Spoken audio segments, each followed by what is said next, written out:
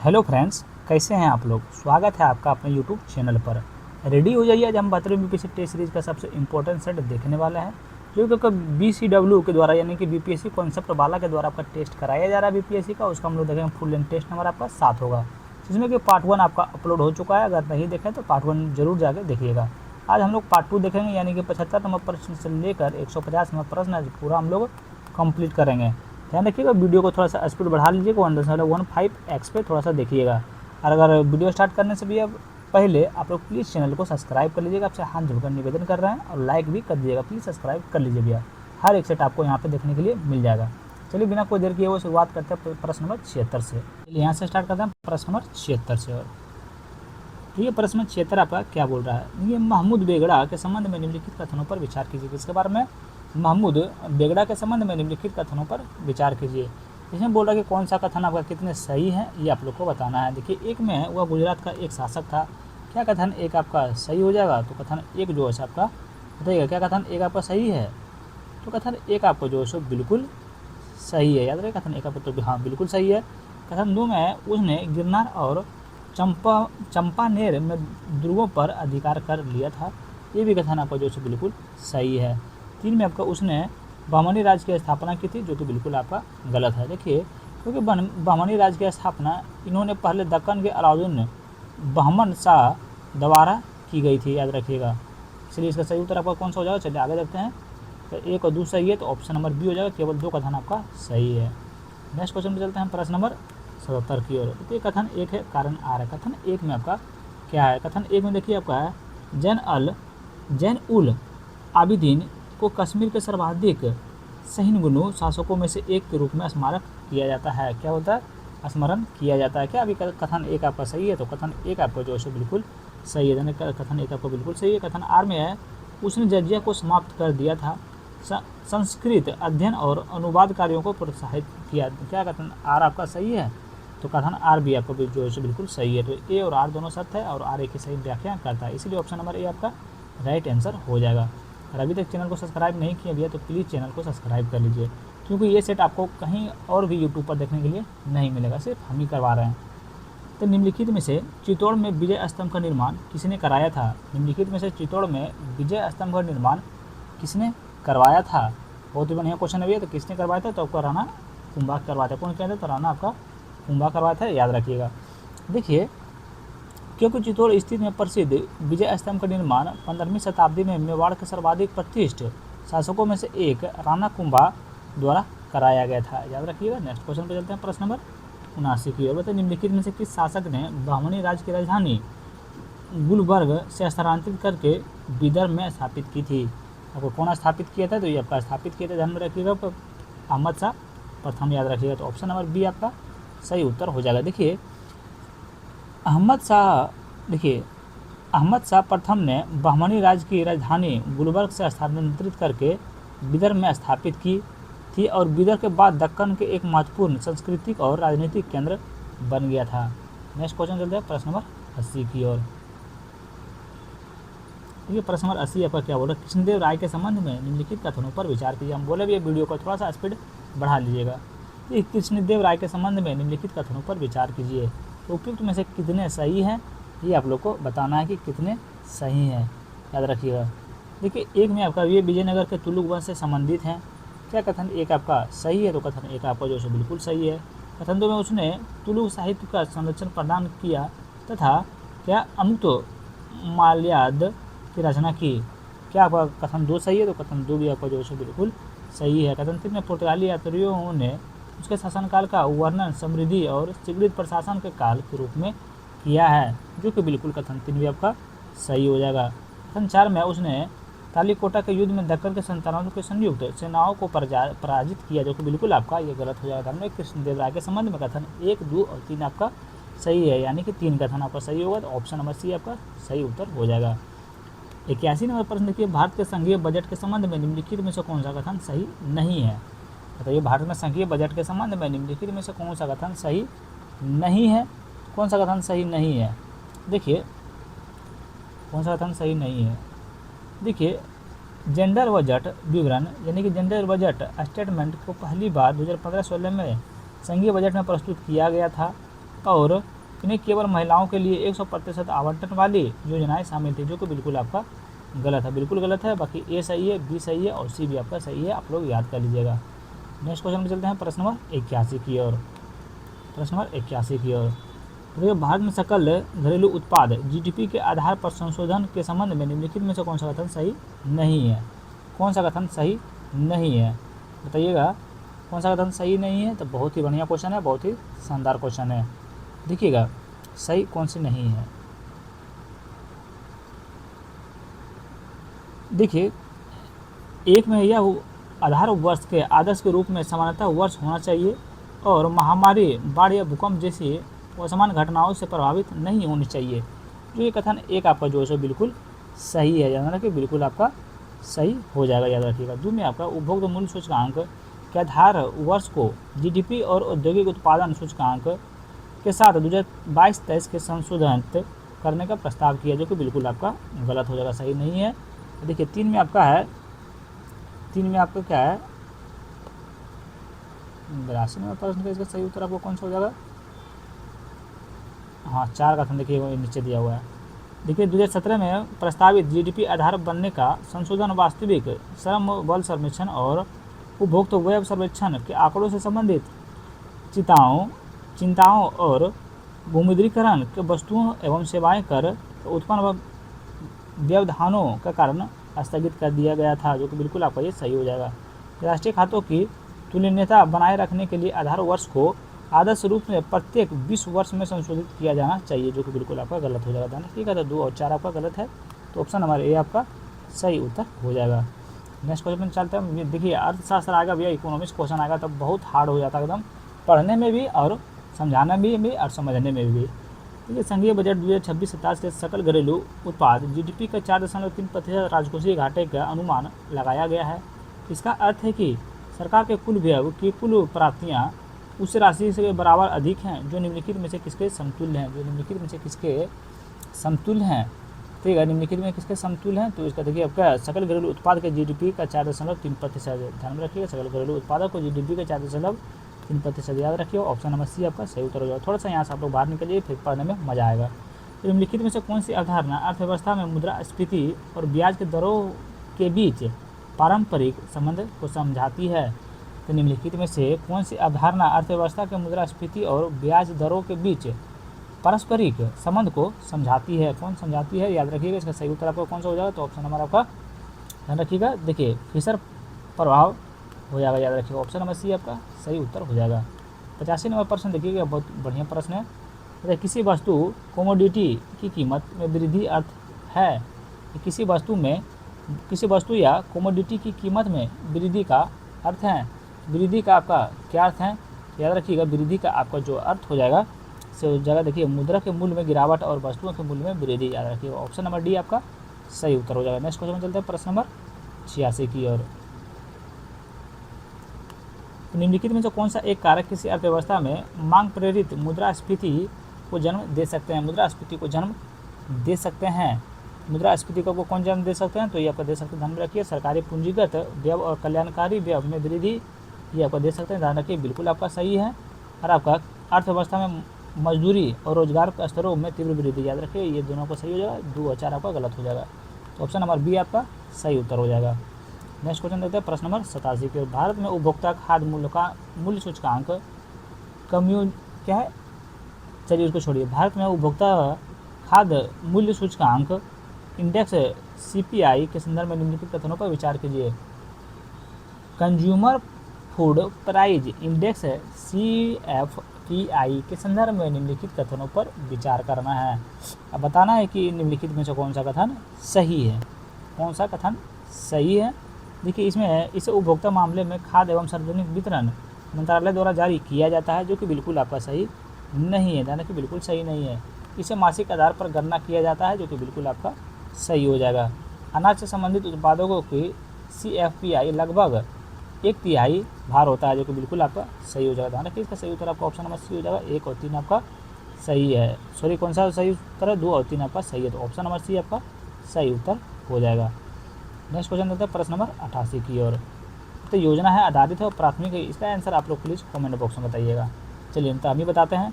तो ये पंचवर्षीय योजना क्या है? हेरोड डोमर कृषि क्या है? आपको बिल्कुल सही सुमिलित है, मतलब क्या आपका सही सुमिलित है बताइएगा। तो ये आपका जो है बिल्कुल सही सुमिलित है, याद रखिएगा। क्या है? तो बिल्कुल आपका, क्योंकि दूसरी पंचवर्षीय योजना इसका आधारित क्या था? महालनोबिस मॉडल। आपको बिल्कुल सही सुमिलित। तीव्र औद्योगिकरण बिल्कुल आपका, दो तो आपका बिल्कुल सही सुमिलित है, ध्यान रखिएगा। 3 में आपका है क्या? 3 आपका सही सुमिलित है। 3 आपका जो है तृतीय पंचवर्षीय योजना गढ़वीर फार्मूला भारी उद्योग प्राथमिक फोकस क्या? प्राथमिक उद्योग बिल्कुल गलत हो जाएगा। पंचवर्षीय योजना क्या है? हेरोडोमर मॉडल और कृषि बिल्कुल आपका सही उत्तर हो जाएगा। ध्यान में रखिए, केवल 2 कथन आपका इसमें सही हो जाएगा। बहुत अर्थशास्त्र अगर क्वेश्चन इकोनॉमिक्स का आता है तो दिमाग हिला के रख देता है एकदम। चलिए बताइए, मान लीजिए भारतीय अर्थव्यवस्था में एक परिदृश्य है, लगातार 7 महीनों तक उपभोक्ता मूल्य सूचकांक CPI संयुक्त रूप से 0 से कम है। यह परिदृश्य सर्वोत्तम रूप से किसका प्रतिनिधित्व करता है? या किसका प्रतिनिधित्व करता है? कि वो कहता है मुद्रास्फीति और या फिर रेंगती हुई मुद्रास्फीति में, याद रखिएगा। तो ऑप्शन नंबर सी आपका सही उत्तर हो जाएगा। इसका सही उत्तर कौन सा हो जाएगा? इसका सही उत्तर आपका ये हो जाए, नहीं, माफ़ कीजिएगा, इसका सही उत्तर आपका ये नहीं हो, ये बिल्कुल आपका गलत होगा। ये हमको सोचा कि हम कल ही क्वेश्चन पढ़े हैं, तो देखिए अस्फीति हो जाएगा, याद रखिएगा। ऑप्शन नंबर ए आपका सही उत्तर हो जाएगा। थोड़ा सा यहाँ से हम लोग आगे बढ़ जाता है, उसके बाद फिर मजा आने वाला। देखिए, वस्तु एवं सेवा कर goods and services tax GST के संदर्भ में क्या रिवर्स चार्ज मैकेनिज्म सबसे किससे अधिक संबंधित है? बताइए, वस्तु एवं सेवा कर के संदर्भ में रिवर्स चार्ज मैकेनिज्म किससे सबसे अधिक संबंधित हैं? बताइए, किससे सबसे अधिक संबंधित हैं? तो ये आपका संबंधित हैं कर भुगतान के देयता वस्तु या सेवा प्राप्तकर्ता पर होती है, याद रखिए। ऑप्शन नंबर ए आपका सही उत्तर हो जाएगा। ऐसा वर्ड लिखा आ जाता है ना भैया, एकदम दिमाग को हिला रहता है। चलिए, इसका करंट जितना भी इकोनॉमिक्स का आता है हम सिर्फ आंसर मरवा देते हैं, उसके बाद हम लोग आगे से देखते हैं। इसका सही उत्तर आपका ऑप्शन नंबर बी हो जाएगा। 92 का आपका सही उत्तर कौन सा हो जाएगा? तो 92 का आपका सही उत्तर जो है ऑप्शन नंबर डी हो जाएगा।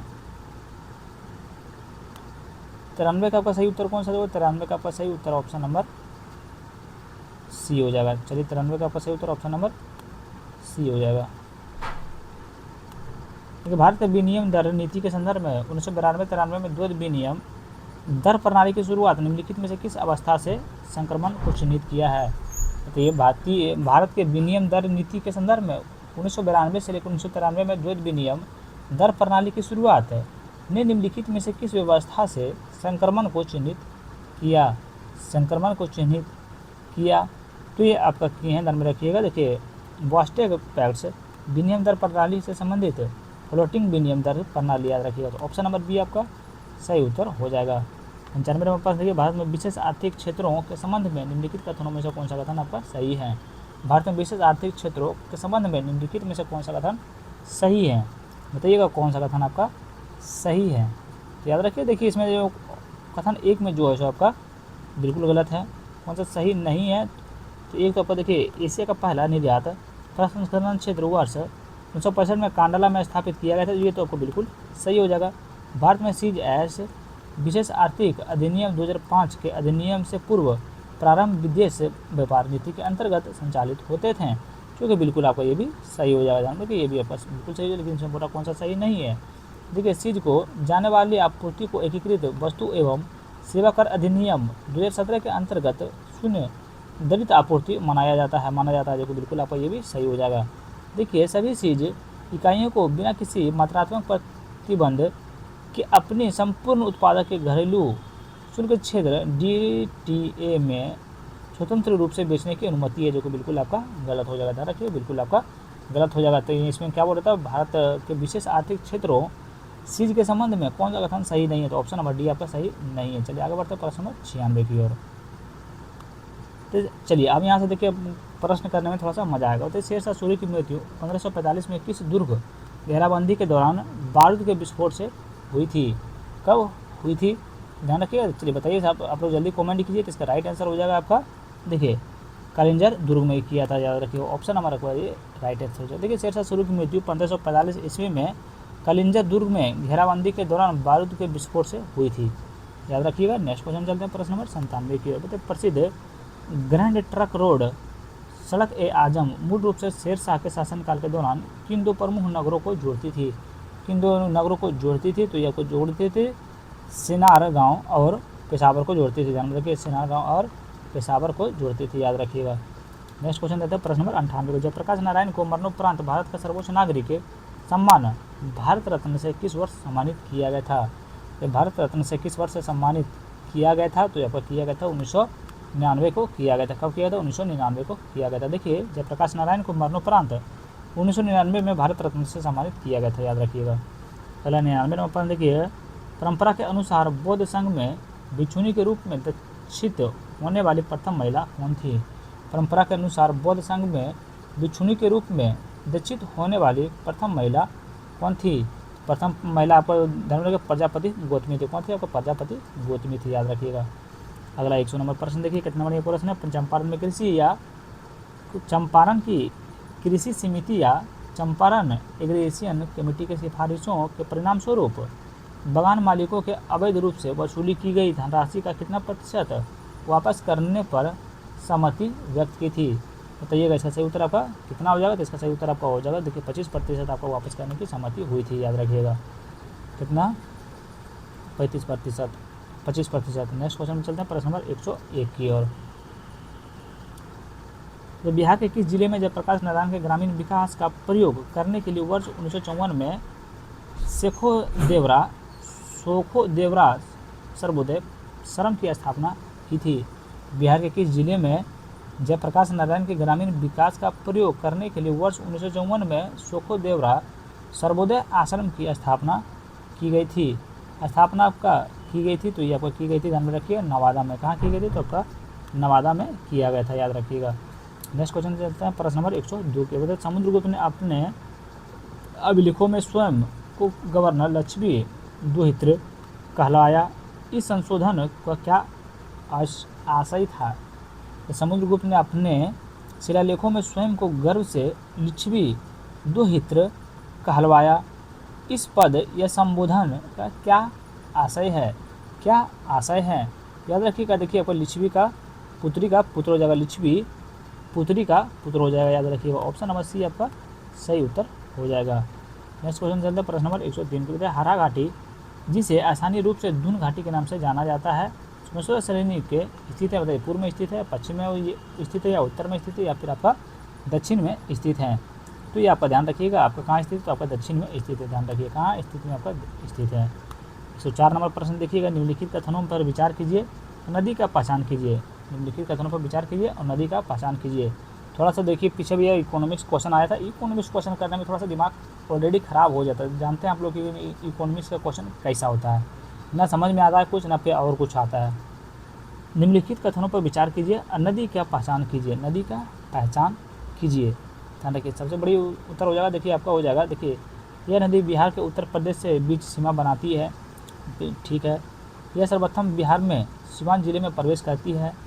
तो वो सिवान जिले में तो घाघरा नदी प्रवेश करती है, ध्यान रखिए। कौन सी नदी करती है? तो घाघरा नदी करती है। इसे करनाली के नाम से भी जाना, हाँ, घाघरा नदी को करनाली के नाम से भी जाना जाता है। नेक्स्ट क्वेश्चन पे चलते हैं प्रश्न नंबर 105 की ओर। तो वर्ष 1912 में नवगठित बिहार एवं उड़ीसा प्रांत के प्रथम लेफ्टिनेंट गवर्नर के रूप में किसे नियुक्त किया गया था? किसे नियुक्त किया गया था? तो आपका किया गया था सर चार्ल्स स्टुअर्ट वैली को किया गया था, ध्यान में रखिएगा। ऑप्शन नंबर सी आपका सही उत्तर हो जाएगा। 6 नंबर प्रश्न देखिए, बिहार में स्थित राष्ट्रीय जलमार्ग 1 अवस्थित कालूघाट टर्मिनल किस पड़ोसी देश के लिए बहुमाध्यमीय परिवहन संपर्क सुविधा मल्टीमोडल ट्रांसपोर्ट कनेक्टिविटी प्रदान करता है? कनेक्टिविटी प्रदान करता है, तो आपका नेपाल करता है, याद रखिएगा। ऑप्शन नंबर ए आपका सही उत्तर हो जाएगा।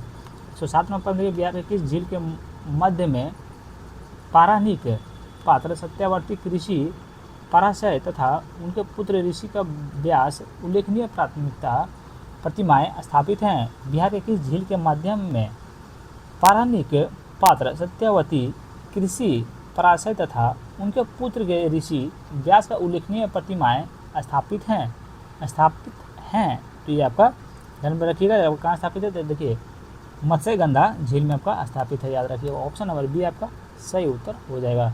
108 नंबर प्रश्न देखते हैं। देखिए, कितना नंबर क्वेश्चन है, बिहार के किस राज्यपाल ने पहली बार बिहार में राष्ट्रपति शासन लागू करने की अनुशंसा की थी, अनुशंसा की थी तो नित्यानंद कानून को किए थे, याद रखिएगा।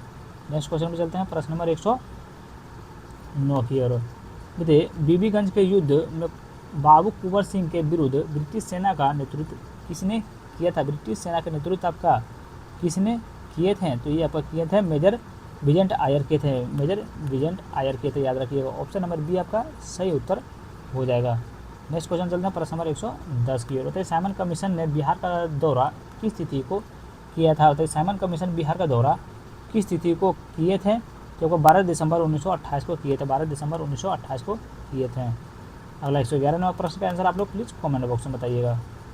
नेक्स्ट क्वेश्चन चलता है, प्रश्न नंबर 112 की ओर। बताइए, मरियम फातिमा जिन्होंने सितंबर 2025 में बिहार की पहली महिला फीडे मास्टर बनकर सुर्खियों बटोरी, वे किस जिले से संबंधित हैं? वे आपका किस जिले से संबंधित है? सबको पता है आपका ये मुजफ्फरपुर जिला से आपका स्थित है, यानी संबंधित है। 13वां प्रश्न, अगस्त 2025 में राजगीर में आयोजित एशिया आर्मी अंडर-20 चैंपियनशिप के लिए खरगोश में आधिकारिक नाम क्या है? बताइए, खरगोश का आधिकारिक नाम क्या है? चलिए बताइएगा, इसका सही उत्तर आपका क्या हो जाएगा? इसका सही उत्तर हो जाएगा आपका क्या है? तो आपका अशोक है, याद रखिए। कौन सा? अशोक है, याद रखिएगा। देखिए, इसके बारे में थोड़ा सा जानते हैं। आधिकारिक टूर्नामेंट शुभारंभ कर अशोक नाम का तीव्रगामी और फुर्तीला खरगोश था, याद रखिएगा। नेक्स्ट क्वेश्चन चलते हैं, प्रश्न नंबर 114 की ओर। हाल ही में लॉन्च किए गए राष्ट्रीय मखाना बोर्ड के संबंध में निम्नलिखित कथनों पर विचार कीजिए। हाल ही में लॉन्च किए गए राष्ट्रीय मखाना बोर्ड के संबंध में निम्नलिखित कथनों पर विचार कीजिए। तो उपयुक्त में से कौन सा कथन आपका, कितना छोटा कारण फिर भी आंसर बनने दिख रहा है, कौन सा कथन आपका सही है? कौन सा कथन चाहिए? देखिए, एक में आपका है, राष्ट्रीय मखाना बोर्ड का शुभारंभ कर प्रधानमंत्री द्वारा 15 सितंबर 2025 को बिहार में किया गया, जो केंद्रीय बजट 2025-26 के लिए घोषणा को पूरा करता है तथा भारत के मखाना क्षेत्र में आधुनिकीकरण दिशा में महत्वपूर्ण भूमिका कदम है। क्या कथन एक आपका सही हो जाएगा? कथन एक जो है आपका बिल्कुल सही है। कथन दो में इस बोर्ड के अध्यक्ष जिसकी नियुक्ति केंद्र सरकार द्वारा की जाएगी तथा कृषि एवं किसान कल्याण, ग्रामीण विकास, वाणिज्यिक एवं उद्योग, खाद्य प्रसंस्करण उद्योग और क्या MSME मंत्रालय विभागों का प्रतिनिधित्व करने वाले 5 सदस्य शामिल होंगे। बिल्कुल आपका सही होगा, एक भी सही है, दो भी सही है। ये अध्यक्ष तथा गैर सरकारी सदस्यों का कार्यकाल अधिकतम 3 वर्ष होगा। इस बोर्ड में प्रत्येक वित्तीय वर्ष कम से कम 2 बैठक करनी होगी। बिल्कुल आपका सही हो जाएगा, ध्यान रखिए, तीनों कथन आपका बिल्कुल सही है। नेक्स्ट क्वेश्चन चलते हैं, प्रश्न नंबर 115 की ओर। बताइए, अप्रैल 2026 में बिहार के उद्यान निदेशालय को कृषि उत्पादन की वैल्यू चेन को मजबूत करने के लिए gold peacock innovative products service award प्राप्त हुआ है। बताइएगा कोई किसको प्राप्त हुए हैं? तो ये आपको प्राप्त हुए हैं, ध्यान में रखिएगा, मखाना को प्राप्त हुए हैं। किसको प्राप्त हुए? तो मखाना को प्राप्त हुए हैं। नेक्स्ट क्वेश्चन चलते हैं, प्रश्न नंबर 116 की ओर। तो बिहार नर्सरी एवं ग्रीन टेक कॉन्क्लेव 2026 का विषय थीम क्या था?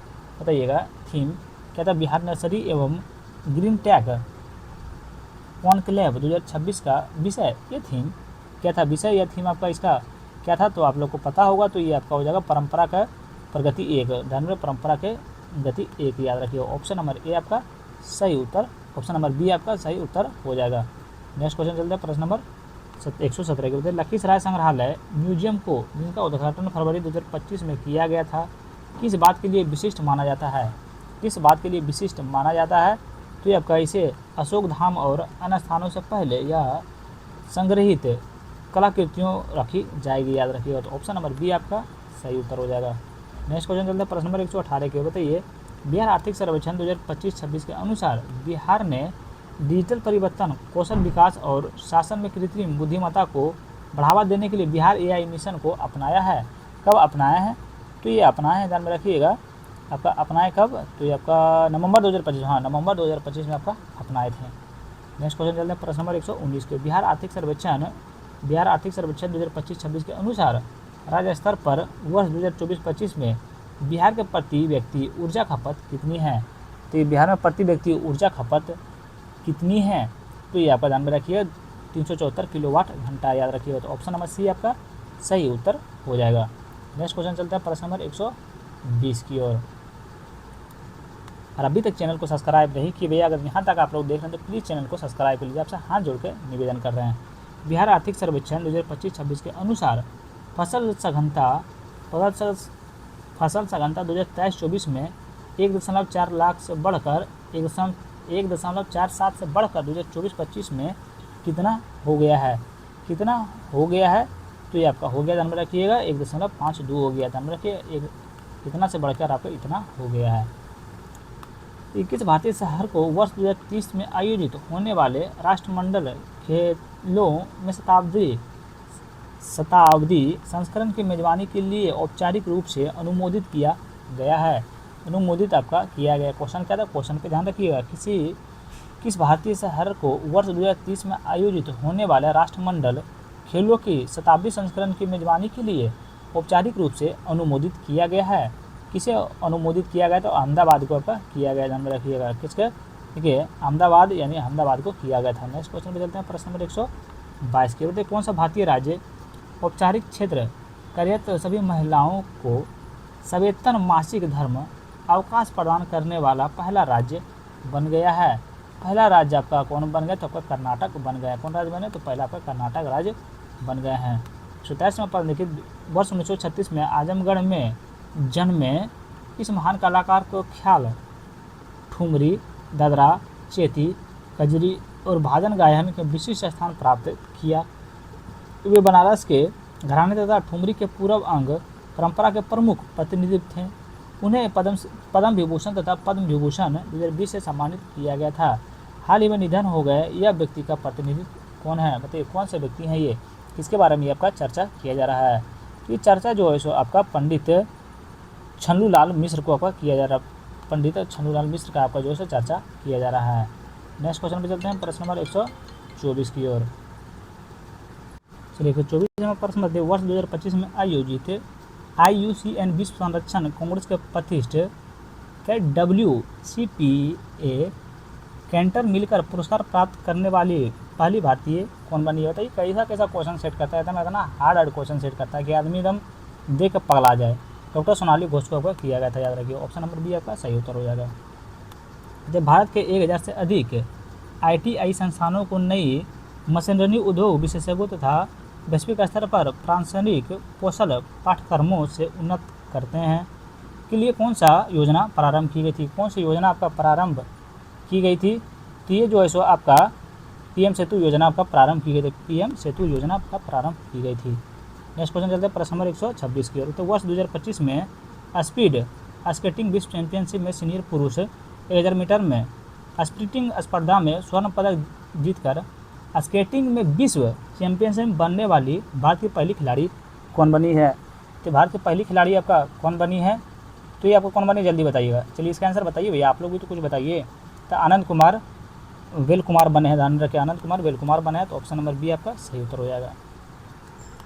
127वां प्रश्न देखिए, आयुष मंत्रालय द्वारा 100वें राष्ट्रीय आयुर्वेद दिवस अवसर पर भारत का प्रथम समेकित ऑन्कोलॉजी अनुसंधान एवं देखभाल केंद्र यानी कि integrative oncology research and care centre का उद्घाटन कहाँ किया गया था? इसका उद्घाटन आपका कहाँ किया गया था? इनका उद्घाटन आपका धरगाल गोवा में किया गया था। ध्यान में रखिए कैसे, धरगाल गोवा में किया गया था। नेक्स्ट क्वेश्चन चलते हैं, प्रश्न नंबर 128 की ओर।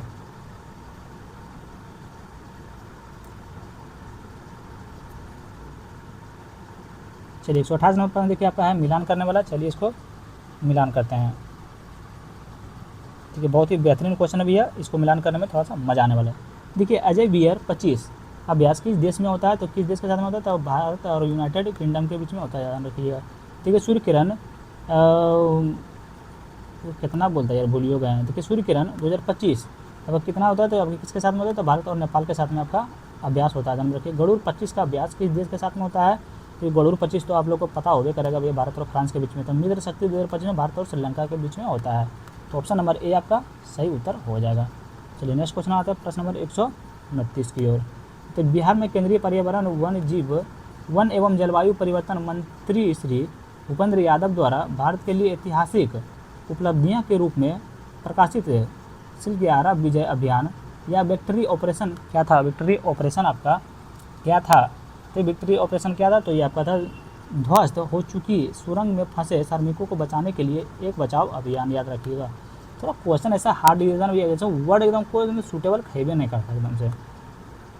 सरकार के समर्थन से प्रारंभ किए गए भारत के प्रथम संप्रभु बहुभाषी एवं बहुविधि मल्टी मॉडल कृत्रिम बुद्धिमत्ता संचालित लार्ज लैंग्वेज मॉडल का नाम क्या है, तो लॉन्ग लैंग्वेज मॉडल का नाम आपका क्या है, तो आपका भारत जैन है। कौन सा है, तो भारत जैन है, याद रखिएगा। तो ऑप्शन नंबर बी आपका सही उत्तर हो जाएगा। 131 नंबर पर बताइए, नवंबर 2025 में इसरो के LVM-3 M5 रॉकेट द्वारा प्रक्षेपित भारत के अब तक के सबसे भारी संचार उपग्रह का नाम क्या है, सबसे भारी संचार उपग्रह का नाम आपका क्या है, तो ये आपका है ध्यान रखिए CMS-03 है, याद रखिए। ऑप्शन नंबर बी आपका सही उत्तर हो जाएगा। नेक्स्ट क्वेश्चन में चलते हैं प्रश्न नंबर 132 की ओर। तो नवंबर 2025 में लॉन्च की गई सिकल सेल रोग के लिए भारत की पहली स्वदेशी CRISPR आधारित जीन थेरेपी का नाम क्या है। नवंबर 2025 में लॉन्च की गई सिकल सेल रोग के लिए भारत की पहली स्वदेशी CRISPR आधारित जीन थेरेपी का नाम क्या है, आधारित जीन थेरेपी का नाम आपका क्या है, तो इनका नाम आपका बिरसा 101 है। ध्यान में रखिए कौन सा, बिरसा 101 है, याद रखिए। ऑप्शन नंबर सी आपका सही उत्तर हो जाएगा। 33 नंबर पर निम्नलिखित में से कौन सा नवाचार ESTICS 2025 में प्रधानमंत्री नरेंद्र मोदी द्वारा राष्ट्र को समर्पित 3 नवाचारों में शामिल नहीं था, नवाचारों में शामिल नहीं था, तो वह कौन सा नवाचारों में शामिल नहीं था, तो ये आपका नहीं थे, याद रखिए। स्वदेशी ड्रोन सवार तकनीकी जो है इसमें शामिल नहीं थे।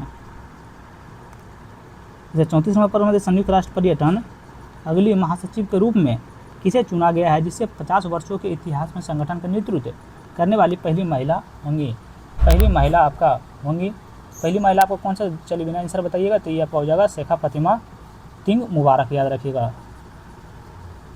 ये कौन सा था आपका, शेखा फातिमा बिन मुबारक, मुबारक, याद रखिएगा। तो ऑप्शन नंबर आपका डी आपका सही उत्तर हो जाएगा। 135 नंबर पर नेपाल की पहली फीचर फिल्म का कान फिल्म महोत्सव अनसर्टेन रिकॉर्ड फंड से जूरी पुरस्कार जीता है। नेपाल की किस पहली फीचर फिल्म का कान फिल्म महोत्सव के अनसर्टेन रिकॉर्ड फंड में जूरी पुरस्कार जीता है, जूरी पुरस्कार आपका जीते हैं, तो ये आपका जीते हैं, ध्यान में रखिएगा। देखिए एलिफेंट्स, हाँ एलिफेंट इन द फॉग जीते हैं, याद रखिए। ऑप्शन नंबर बी आपका सही उत्तर हो जाएगा।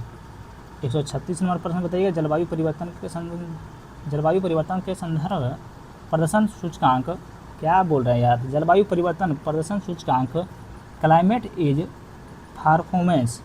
परफॉर्मेंस इंडेक्स CCPI 2026 के अनुसार भारत में सर्वोत्तम रैंक क्या है, भारत का सर्वोत्तम रैंक आपका क्या था, भारत का सर्वोत्तम रैंक आपका 23 है, यानी कि कितना है, तो आपका 23 है। 137 नंबर प्रश्न बताइए, वर्ष 2025 में 74वां मिस यूनिवर्स का खिताब किसने जीता है, तो इसका खिताब आपका किसने जीते हैं, तो ये आपका जीते हैं, ध्यान में रखिएगा, फातिमा बोस जीते हैं, याद रखिए कौन जीते हैं, तो फातिमा बोस जीते हैं। 138 नंबर प्रश्न, अक्टूबर 2025 में अनावरण की गई FIDE विश्व शतरंज कप 2025 की नई ट्रॉफी का नाम किस शतरंज दिग्गज के नाम पर रखा गया है, किसका रखा गया है, तो यह पर रखा गया, ध्यान में रखिएगा, विश्वनाथ आनंद। ध्यान में किसके नाम पर रखा गया है, तो देखिए आपका इधर आपको विश्वनाथ आनंद के नाम पर आपका रखा गया है। 139 नंबर पर बताइए, निम्नलिखित में से थोरियम मोल्टन सॉल्ट रिएक्टर परमाणु विखंडन हेतु थोरियम ईंधन को यूरेनियम ईंधन में परिवर्तित करने की विश्व की पहली उपलब्धि हासिल की है, विश्व की सबसे पहली उपलब्धि हासिल की है, तो ये आपका किए हैं, में चीन की हैं, कौन किए हैं, तो ये आपका चीन की हैं, याद रखिएगा। चलिए 140 नंबर प्रश्न देखते हैं, यहाँ क्या करना है, मिलान करने वाला है। बताइए व्यक्ति है अब पुरस्कार है, बताइए गेरड हॉल्टिंग्स का पुरस्कार आपको कौन सा पुरस्कार मिला है, चलिए बताइएगा कौन सा पुरस्कार आपको इनको मिले हैं, तो इनको मिला है, ध्यान में रखिएगा आपका, देखिए अंक गणितीय ज्यामिति के लिए एबेल पुरस्कार 2026 से आपका सम्मानित किया गया है।